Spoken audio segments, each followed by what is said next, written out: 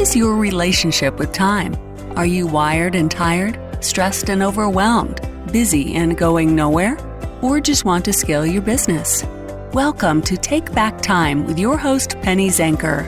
Penny focuses on books, strategies, tools, and tips to help you work smarter and approach your time more strategically. As a result, you can have more energy, focus, and get more done in less time. Be more efficient and effective. Get ready to take back time. Hello, and welcome to Take Back Time. My name is Penny Zenker, and I'm your host.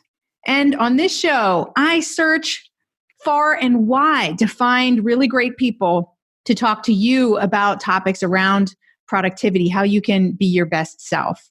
And today is no exception. I have Danielle Rath with me, and she is going to really help you to stay more focused and to beat fatigue. So I think that's an important topic for us to talk about today.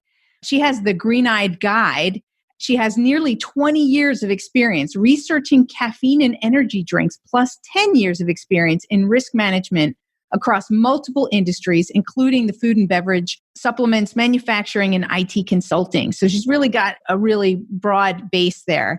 And at Green-Eyed Guide Research and Consulting, that's the GEG, she said, we serve people who work long, unusual, and unpredicted hours. That sounds like you, right? We help companies where fatigue and caffeine use are the norm. And through our workshops and consulting, we teach people what to drink and how to think for every level of fatigue. This ensures that when fatigue does happen, it's less likely to hurt the employee or who they serve. So that's a really important topic. Welcome, Danielle, to the show. Thank you. Thank you for having me. So tell me, why fatigue? Did you have a lot of people end up doing something because they had an experience themselves? So what's your story? Absolutely. So what I do was definitely shaped by my own experience. As one of my friends says, be the person you needed 5 years ago. Mm-hmm. And that's what I'm doing with my business. So when I first started college, that's right when energy drinks came along. They were brand new. And people had all these questions about them. I mean, energy drinks are controversial now, but you can imagine how controversial they were back in 2003 when they were brand new. And I was studying biochemistry and food science at the time in college. I was also juggling 2 part-time jobs to help me pay for college. And so I started studying energy drinks and trying to understand how caffeine affects the body and how these other ingredients in these drinks affect the body and what they do. And a lot of what people were saying at the time about these controversial drinks seemed very black and white, like one Red Bull is going to kill you and these drinks are poison, which, I mean, I wouldn't recommend these drinks, right? Like they're not the healthiest things. But for me at the time, Starbucks wasn't around. It certainly wasn't a thing. It wasn't on every corner. So I needed something like an energy drink to help me juggle my full-time load of classes and also my 2 part-time jobs. And I was learning at the time, some of the things that people said about these caffeinated beverages was an over-exaggeration of the science. So back in 2003, I decided I wanted to be the realistic voice for people like me that knew that energy drinks weren't the best option, but needed it to get through a rough period in their life or certain occupations where having a fresh cup of coffee wasn't feasible. So as I grew as a professional, I got my master's degree in food. My first book called Are You a Monster or a Rock Star? A Guide to Energy Drinks. I published that in 2013. And since then, my business has evolved to focus not just on energy drinks, not just on caffeine, but on fatigue in the workplace. Mm-hmm. And that's what I'm excited to be working on now, because there are certain occupations like first responders, nurses, emergency department staff, third shift workers, that for them, the advice about sleep hygiene or drinking more water, getting more sleep, it's not realistic for their situation in life, for their occupation.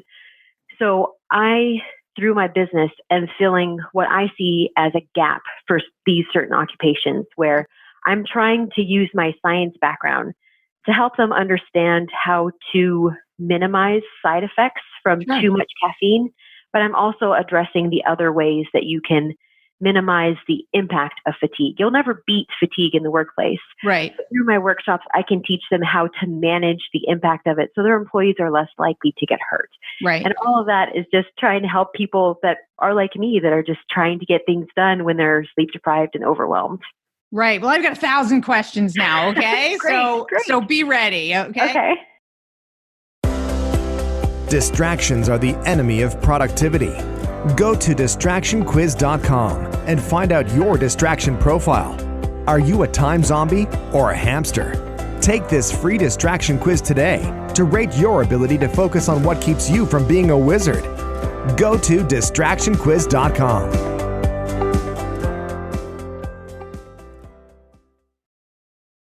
The first thing is, you said you studied energy drinks, but you talked a lot about caffeine. So is all caffeine created equal? So there's energy drinks, there's coffee, there's tea, there's chocolate. Tell us about good caffeine and bad caffeine. Yes. So there's two really important things to remember here. The first thing is that when it gets into your body, caffeine is caffeine is caffeine. It doesn't matter if it came from a pill, from a cup of coffee, from a tea leaf, or from an energy drink. Caffeine is going to affect you the same way. That's interesting, because there are, like you said, there's a lot of things that say, tea is better for you and the type of caffeine. So, but what you're saying makes sense. It gets in the body, and caffeine is caffeine. So that's an important thing for everybody to keep in mind. So, absolutely. Because it's so important for parents. If you're concerned about your kids having Red Bull, there are so many energy drinks in disguise, things that don't look like energy drinks that have as much caffeine as a Red Bull or more. And they might have this halo effect because maybe it's a drink made by Starbucks. It's just as important for parents to talk to their kids about caffeine as a whole, as opposed to just specific types of caffeine. And it's for that reason. But the second thing that I mentioned that's important to remember is that where caffeine comes from usually provides other benefits, not because of the caffeine. The molecule of caffeine is going to affect you the same way, but what else is in the drink? So for example, if you're getting a cup of coffee, you're getting the caffeine, which is going to affect you the same way, but you're also getting the antioxidants in the cup of coffee, the chlorogenic acid. There's other things, other ingredients in that cup that you can benefit from that you wouldn't get if you're getting your caffeine from a soda or from a pre-workout supplement. So it is important to look at the big picture of what else you're getting. Okay. So that's good. So in a way, the delivery mechanism makes some caffeines a little bit better than others. There's other benefits to the delivery mechanism. Right. Yes. Okay. But too much caffeine is too much caffeine, regardless whether it comes from coffee or energy drink. Absolutely. So let's talk about that, right? What is too much? Because I don't know if other people experience this, but my body tells me, I know that I can have 2 cups of coffee and that works for me. If I have 3 or more, I start to get tired. I don't know if that makes any sense. It does, actually. It's supposed to wake me up, but it makes me tired. So I know, and I only have 2. So tell us about what's the right and the best amount of caffeine to have its effect, but not the negative effect. Sure. Let me address this question in 4 parts. So everyone has different caffeine sensitivity. That's your genetic disposition. Okay. That doesn't change. You're born with the enzymes that you're born with, and that's going to be your sensitivity. So some people have genetic ability to process caffeine super fast, and they can have 6 cups of coffee and feel fine. That's just the way their body handles it, right? And then there are people like my husband that can have a cup of tea and he gets all jittery. That's right. Okay. His genes, right? So sensitivity is different from tolerance. Tolerance is something that changes over time. If you have 3 cups of coffee every single day, you're building your tolerance, and you might need more caffeine to feel the same level of alertness. Right. Now, in terms of recommended limits, people under 18 are not advised to exceed 100 milligrams of caffeine per day, which is about 1 Red Bull or 1 cup of coffee. One standard 8-ounce cup of coffee is 100 milligrams. That's how much minors can have in one day. For healthy adults, it's 400 milligrams or 4 cups of coffee. For women who are pregnant or nursing, it's 200 milligrams. And this 2 cups of coffee is also magical because of something that you said, which is if you have a certain amount, you feel more tired than more awake, which doesn't make sense. There's this curve that I like, which is kind of magical, called the Yerkes-Dodson law. And they found with sleep-deprived truck drivers and Air Force pilots, there is this sweet spot, this peak in this curve where they actually performed better with less caffeine. Because once you exceed that sweet spot, that peak in that curve, you're either overstimulated or you're so anxious that you perform worse. And in your case, it sounds like once you go past that peak that you get sleepy because your body is just reacting to all of the caffeine molecules.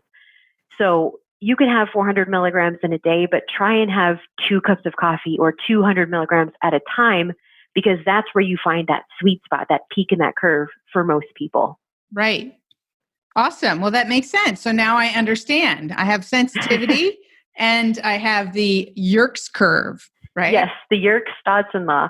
I often call it the Barks doggy law because I'm a huge dog lover. And I think of like, all right, if you're bored or if you're depressed, one cute little doggy might come along and make you feel awake. Like, oh, it's so cute. But then if you're surrounded by 30 yapping dogs, like that's too much. Right. So it's the Barks doggy law, or really it's the Yerkes-Dodson law. Yeah. That's cute. I like that. That's easier to remember, right? Right? Yeah. So that's good to know. So that there is an optimal level, and it's actually proven by science that there's an optimal level that's going to support you. And after that, it's really not doing as much value. Yes. Now, I heard you say, because I'm taking notes here because I always take notes.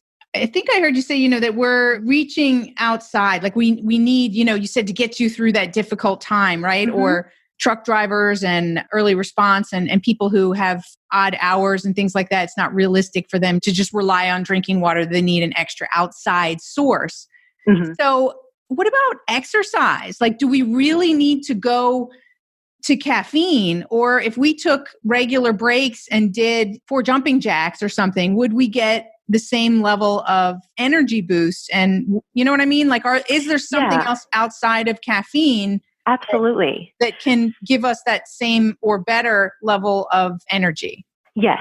And I firmly believe that when you're tired, more caffeine isn't always the option. And in fact, in the workshops that I do through Green Eyed Guide, what I do is I teach people that there are 5 levels of fatigue. And for each level, there is a caffeine recommendation. You want to save the stronger energy drinks for when you're more fatigued. And there's a certain point at which no amount of caffeine will save you. Like, you need to sleep.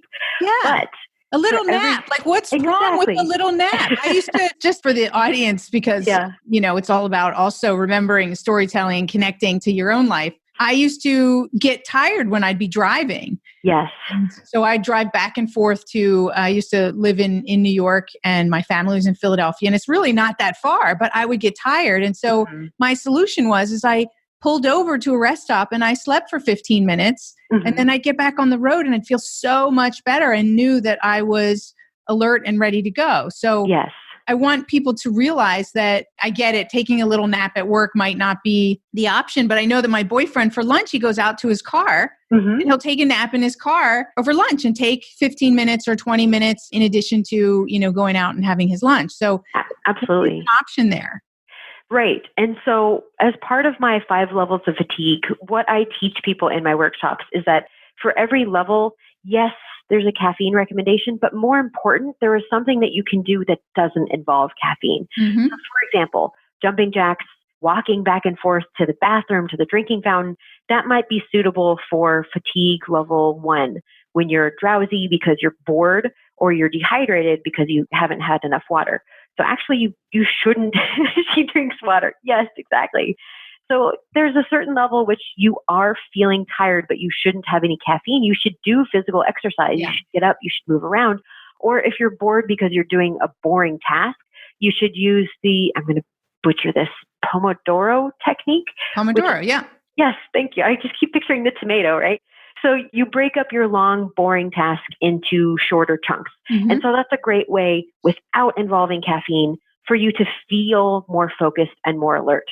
Absolutely. As you get higher in the fatigue levels, there's a certain point, like in grad school, I lived at fatigue level 3 and 4. And I would try jumping jacks. I would try climbing stairs, and it just wasn't enough. Like Right. I felt like my body was made of sand. So there are other things you can do, like for fatigue level 4, this is level 4 of 5. Like you're close to your burnout. You need to delegate something. You need to take something off your list. You need to ease up at that level.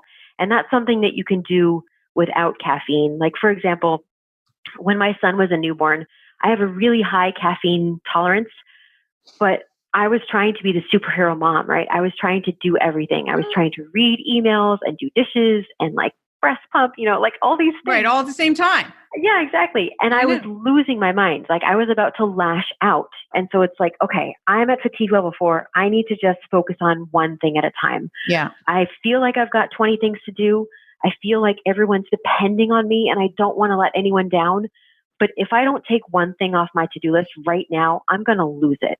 Right. So there are several things that you can do for every level of fatigue that will help you to calm down, to feel more alert.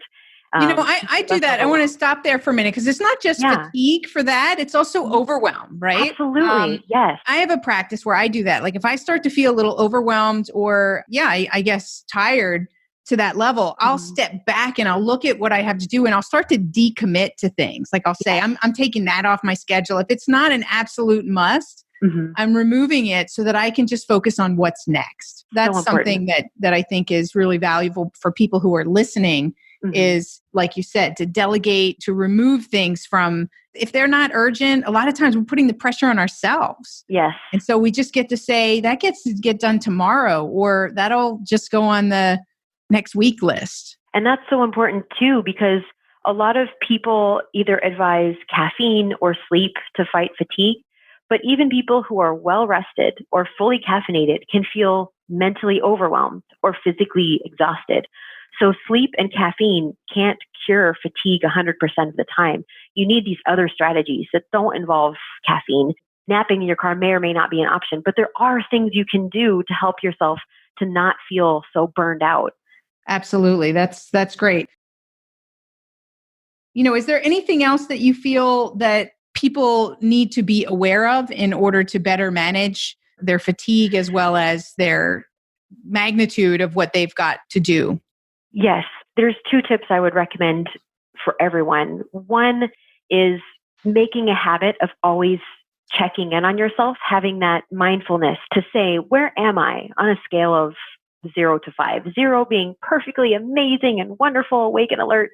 5 being a walking zombie. Like, just where am I?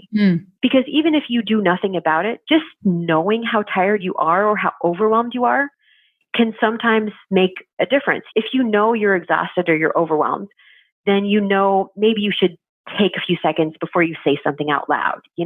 Just having that that mindfulness can help you. So that's the biggest thing. And then the second thing is, if you are someone who consumes caffeine, 100% of the time, you should A, drink water first, and B, know how much caffeine is in the thing that you're about to drink. It may not be so easy to find that number if you're drinking coffee or tea, because that number isn't always on the label or the menu board.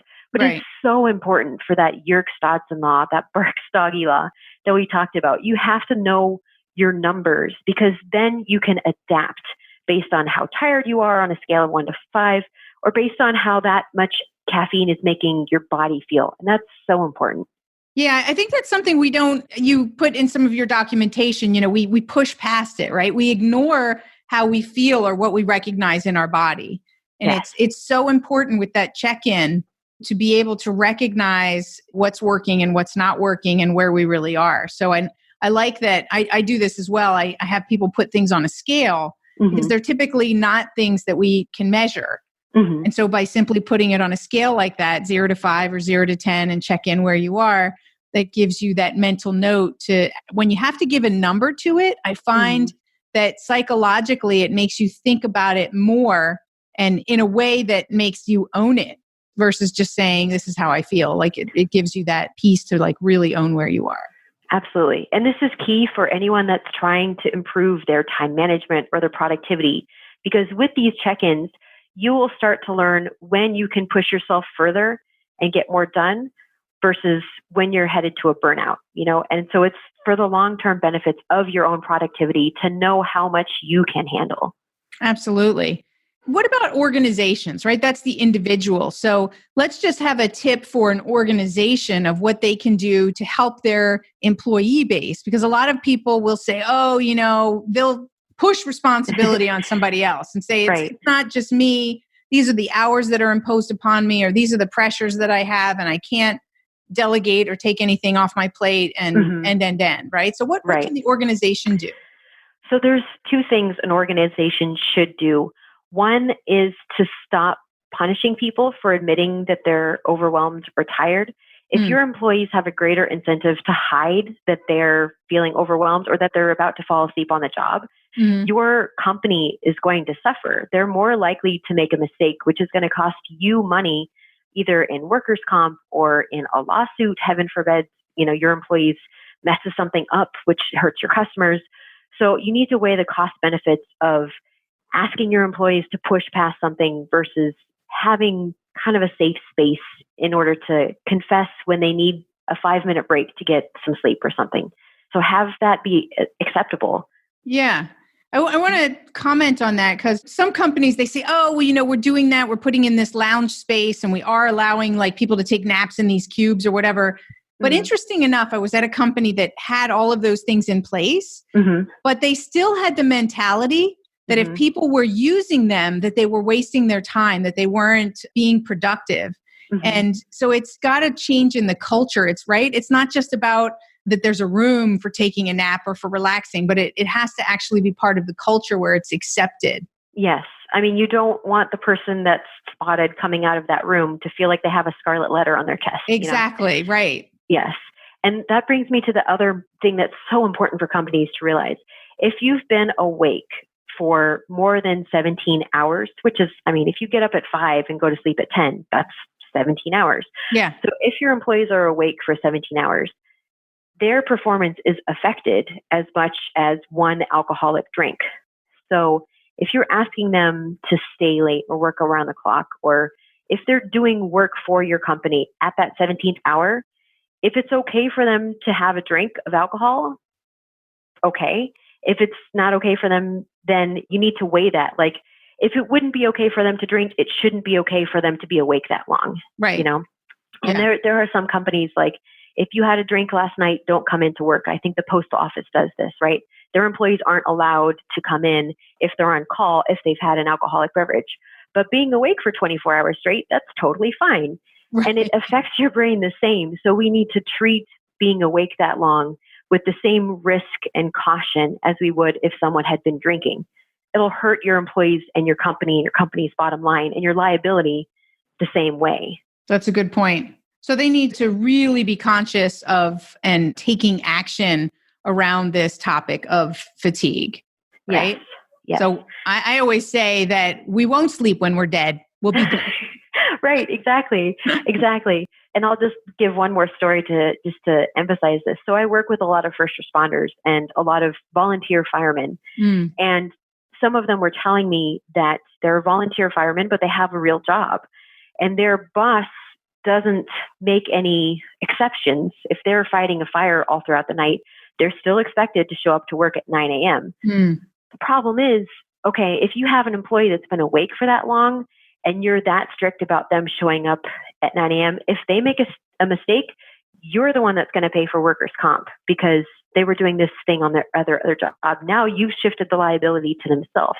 It would be much easier for employers to say, okay, I know you've got this side gig thing going on. Why don't you come in an hour later, maybe 2 hours later? Right. Yes, I will miss you at work and maybe things have to get shifted around, but that's going to save my company. And that's going to make you more likely to keep working for me versus quitting or versus getting hurt. Right. So you have to weigh the costs and the benefits that way.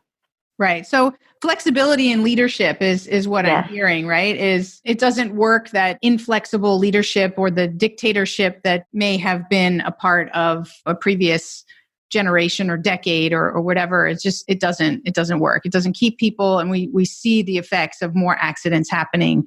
Absolutely. Absolutely.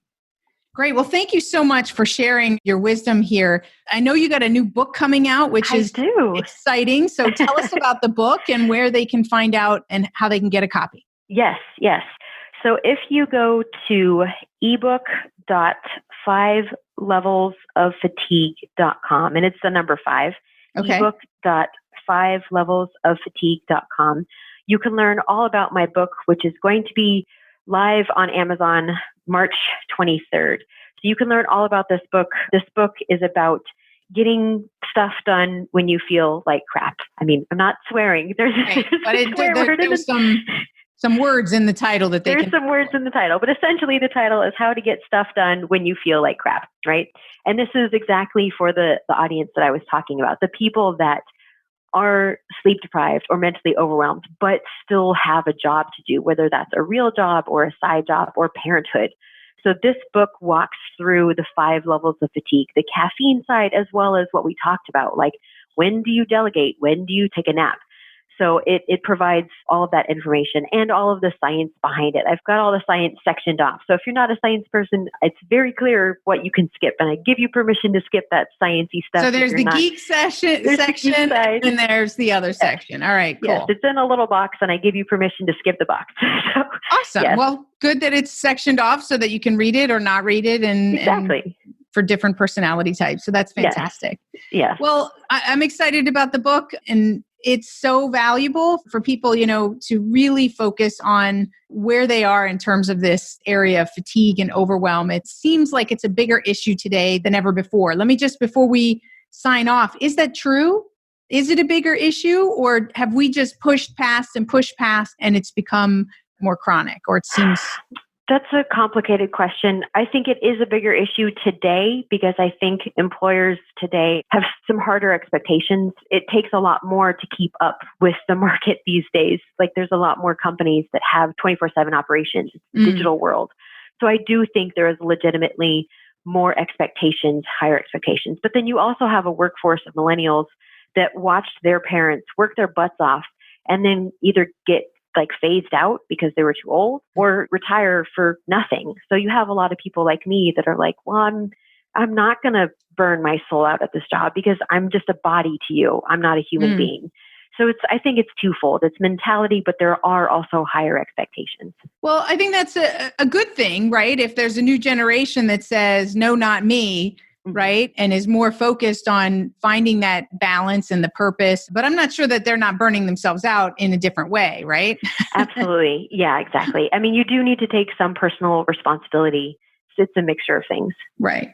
Yeah. Right. Awesome. Well, thank you so much. I'm sure we could talk on and on, but we'll let people get your book and find out more information about you. And, if there's anything else that you want to share, please do that now. And then we'll wrap it up. Yes. So anyone can find me on social media. I'm on Facebook, I'm on Instagram, I'm on YouTube, and my website. They're all Green-Eyed Guide. If you want to learn more about my workshops, you can go to 5, that's the number 5, 5levelsoffatigue.com. And then, like I said, the book, you can learn all about the book and sign up for alerts so you can be the first to know when it goes live. That's ebook.5levelsoffatigue.com. So yeah, awesome. That's it. All right, Danielle, thank you so much. Thank you. And for those of you who are listening, pay attention and do that check-in exercise right now. Where are you on a scale from 0 to 5 in terms of fatigue? And just being aware and then identifying what's going to be some good strategies for you so that when you realize that you hit a certain level in these 5 levels of fatigue, that you're able to come back from and lower your level of fatigue. So it's all about, and you've heard me talk about it before, it's about energy management, and managing fatigue is one of those areas. And that is what's going to make you more productive. So my name is Penny Zenker, and this is Take Back Time. We'll see you in the next episode.